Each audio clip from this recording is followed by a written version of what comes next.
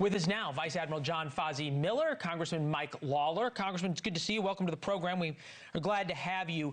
Should President Trump accept anything short of regime change in Iran to end the war?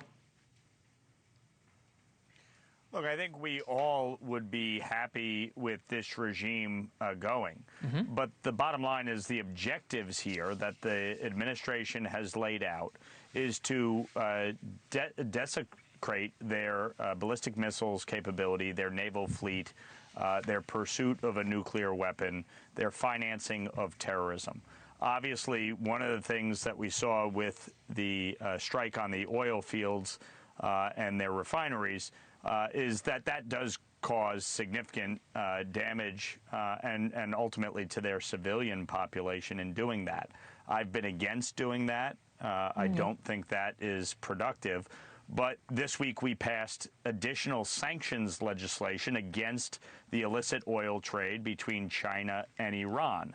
That is something that I have pursued aggressively throughout my time in Congress, working last Congress with Secretary Rubio, then Senator, on passing the SHIP Act.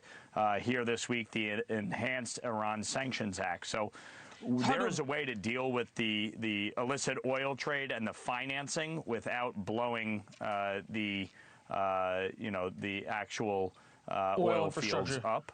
Well, and if you blow their oil fields up, they blow moreover, up the Saudi oil fields. Just real quick, Congressman, on this issue, on this issue of sanctions, the response back is a problem. Well, or you escalate yourself, which is what didn't happen. But you brought up sanctions. Secretary Bessent now is talking about unsanctioning Iranian oil. Take a listen. The regime is in collapse, and the people are starting to turn against them. We're starting to see defections. At Treasury, we now know where the Iranian leadership bank accounts are, and those are being frozen. And we will hold them and see who comes forward in terms of defection. In the coming days, we may unsanction the Iranian oil that's on the water. It's about 140 million barrels. So depending on how you count it, that's 10 days to 2 weeks of supply that the Iranians had been pushing out. That would have all gone to China. In essence, we will be using the Iranian barrels against the Iranians to keep the price down.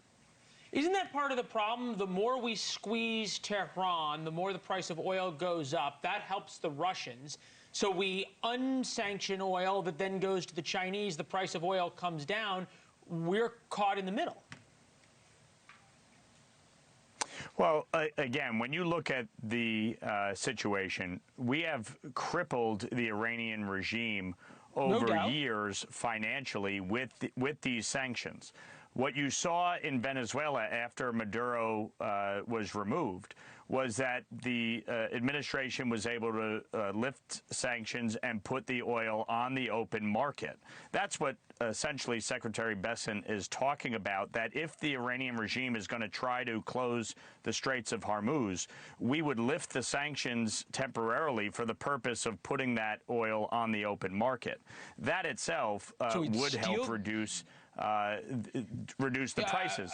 But to me, the fundamental issue here is that you have to cripple the regime's ability militarily. That is what the administration is focused on. Yes, there is short-term volatility in the oil markets. That is something that the administration is trying to tackle. Yeah, we've said it's something that's worthwhile for a long time. I got to get to the Admiral here. But here's the thing. Just give me 1 second. I got to get to the Admiral. Yeah. Give me 1 second here. Admiral, I think the Congressman brings up a great point, because there is this catch-22 between what do you do to ferment regime change? What do you do to get the regime to acquiesce? Do you just declare victory somewhere in the middle because you've degraded their military enough?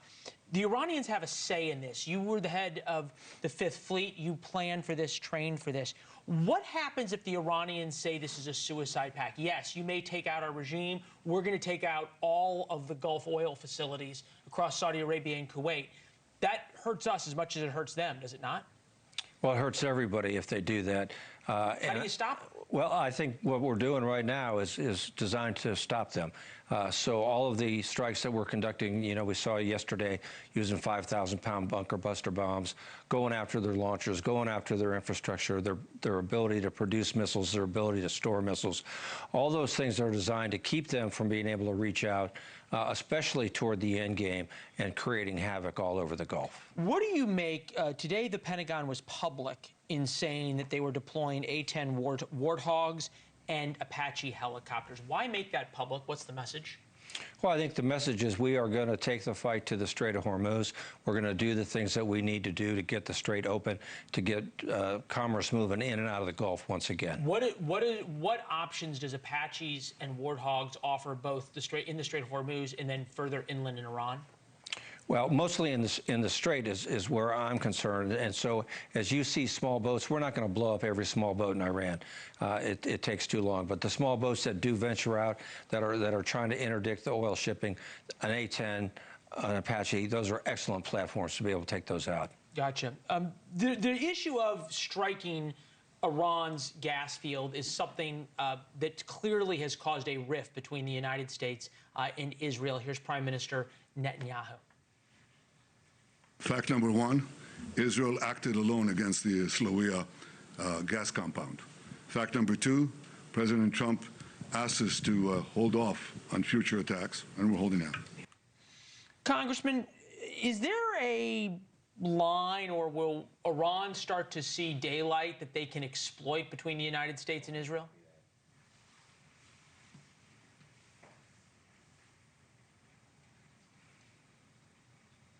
I'm wondering if the congressman can hear me. It doesn't sound like he can. I will ask you the same question, Admiral. Will the Iranians see that as the ability to exploit? Can you guys not hear me? I think the Iranians may view it that way. I don't think it does show a line of departure between what the U.S. is trying to do and what Israel is trying to do. Certainly, when you fight with allies, things are going to happen that you don't necessarily want to have happen. But I think overall, we're still very strategically aligned and are going to stay that way. Yeah, I think it was Churchill who said the only thing worse than fighting with allies is fighting without them. Admiral, it's good to see you, sir. Always a pleasure, sir. Thank you. Thank you for watching. Subscribe below and download our NewsNation app right now on your phone, and you will get fact-based, unbiased news for all Americans.